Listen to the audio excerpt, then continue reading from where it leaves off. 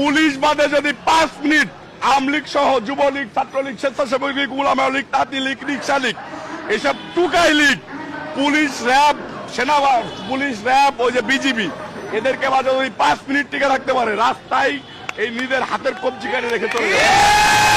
মা বোনদেরকে না, মা বোনদেরকে না, মা বোনদেরকে না, আমার বাবা ভাইদেরকে চুরি পড়ালো।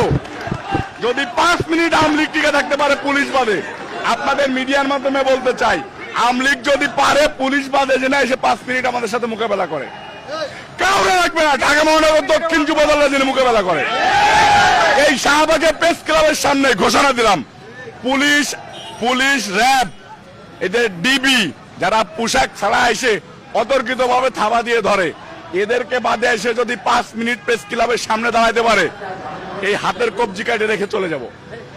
আমারে 2 বার গুলি করা হয়েছে, আমারে রাস্তায় আন্দোলনের সময় 2 বার গুলি করে নেওয়া হয়েছে, 206টার মতো মামলা দেওয়া হয়েছে।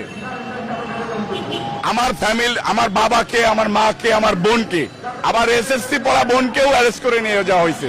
তারপরেও তো আমাদেরকে দমাইতে পারে নাই, সামনেও দমাইতে পারবে না। দেয়ালে যখন পিঠ থেকে যায় তখন আর পিছু হটার কোনো জায়গা থাকে না, থাকে। আমরা জানি যে রাষ্ট্রযন্ত্রকে ব্যবহার করে আওয়ামী লীগ, এই গুন্ডাপান্ডা লীগ, ভোটচোর সরকার হাসিনার নেতৃত্বে এইসব 2-1টা বাহিনীর বিশেষ কিছু লোকজন, বিশেষ কিছু ডিস্ট্রিক্টের লোকজন যারা এই প্রক্রিয়ার সাথে জড়িত, যে আমাদের নেতাকর্মীদেরকে তুলে নিয়ে যাচ্ছে, গুম করতেছে। পুলিশ আসলে আমরা যে আসুক না কেন, আমাদের সামনে যদি হিমালয় পর্বত পাহাড় দ্বারা করে দেওয়া হয়, ইনশাল্লাহ পাহাড় ভেঙে গুঁড়ো করে দেবো। জাতীয়তাবাদী দল, জাতীয়তাবাদী দলের অঙ্গ সংগঠনের সকল পর্যায়ের নেতৃবৃন্দ তারেক রহমান সাহেবের নেতৃত্বের ঐক্যবদ্ধ এবং দেশনায়ক তারেক রহমান সাহেবের হুকুমের অপেক্ষায় আমরা।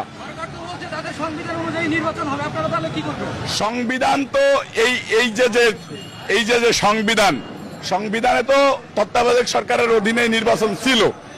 এই যে 300 আসনের ভিতরে 153 আসন বিনা ভোটে নির্বাচিত হয়ে, ভোটের অবৈধভাবে নির্বাচিত হয়ে, ভোট ছাড়া নির্বাচিত হয়ে তারা সংবিধান সংশোধন করে এই একটা অবৈধ সংবিধান লাগাই দিছে। এটা আমরা মানি না।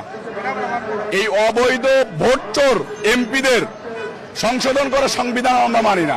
বাংলাদেশের মাটিতে তত্ত্বাবধায়ক সরকারের অধীনে নির্বাচনের সংবিধান ছিল, ওটাই বাস্তবায়ন করতে হবে। সেটার দাবি আদায়ের লক্ষ্যে আমরা রাজপথে। এটা জীবন দিতে হলে জীবন দেবো, মরতে হলে মরবো। যদি গুলি করে দেয় মরে যাব, সমস্যা নাই। আমি মরলে আমার হাজার হাজার ভাই রয়েছে, আমি বললে আমার হাজার হাজার ভাই রয়েছে। এদের মৃত্যু নিশ্চিত না হওয়া পর্যন্ত, এই সরকারের পতন করার আগ পর্যন্ত আমরা যাব। আমাদের